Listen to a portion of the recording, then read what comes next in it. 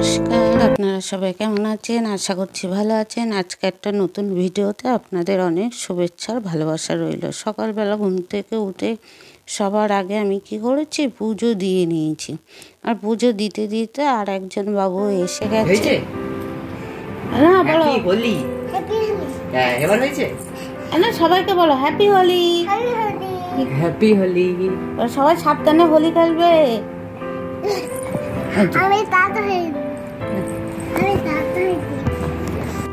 তারপরে যে কাজগুলো বাকি আছে সেই কাজগুলো করব আর কি।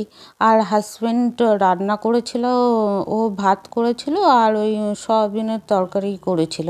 আমাদের বেশ কিছুদিন এইভাবেই খেতে হচ্ছে, হয় ওই সয়াবিনের মানে সয়াবিন, না হলে ডিমের ঝোল, না হলে ডাল, এই করে ওরা মানে কোনো রকম খাওয়া হচ্ছে আর কি।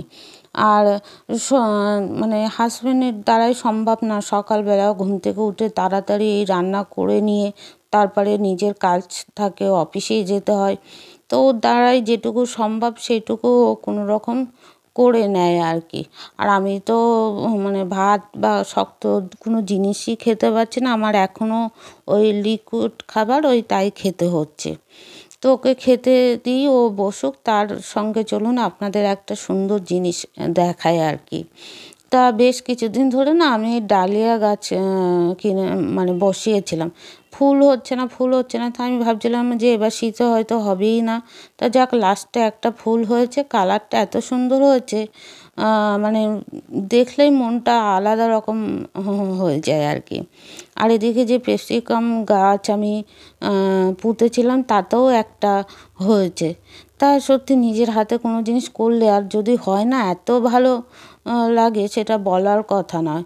আর আমার থেকে হাজব্যান্ডের শখ বেশি, ও নিজের হাতে গাছ রাখার জায়গা নেই, তবুও বাবু গাছ কিনে নিয়ে আসবে, সেগুলো আবার যত্ন করে বসানো, মানে সপ্তাহে একটা দিন বাড়ি থাকলে ওর এই গাছের পিছনে অর্ধেক টাইম চলে যায়। আমি বলছি আর রাখার জায়গা নেই, তবুও ও একটা না একটা কিনে নিয়ে আসে আর কি।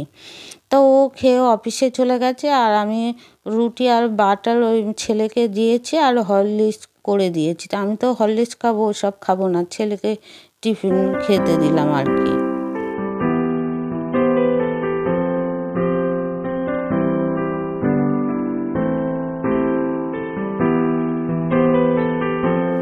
তারপরে আমি আর কিছু ভিডিও করলাম না, নেক্সট মর্নিংয়ে চলে এসেছি।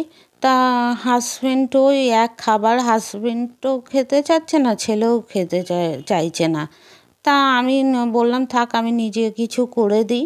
তা সেই কী করেছিলাম, আমি ওই নিরামিষে ওই যে পাঁপড় ভেজে পাঁপড়ের মধ্যে পুর দিয়ে ওদের মাখা মাখা করে ঝাল ঝাল করে দিয়েছিলাম।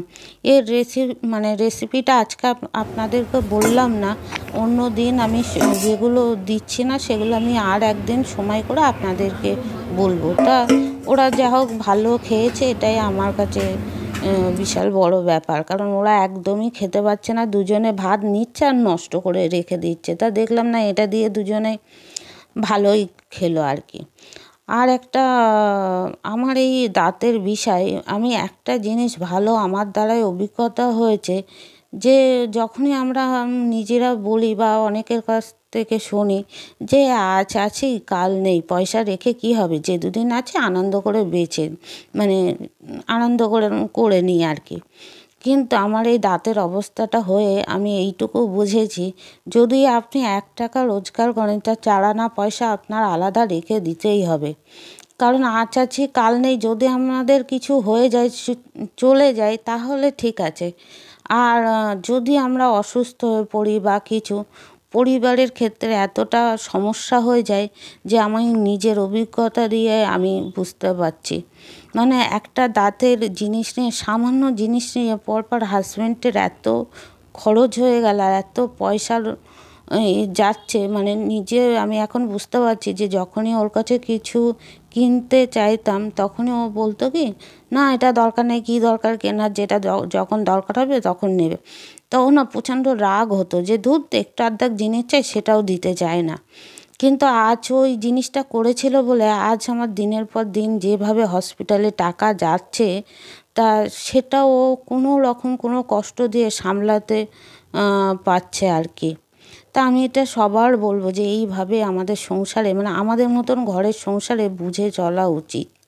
তাহলে আজকের ভিডিও আমি এন্ড করলাম। যদি ভিডিও আপনাদের ভালো লাগে তাহলে একটা লাইক করবেন, চ্যানেলে নতুন হলে সাবস্ক্রাইব করবেন। আর দেখা হচ্ছে একটা সুন্দর ভিডিওর সঙ্গে। সবাই সুস্থ থাকবেন, ভালো থাকবেন।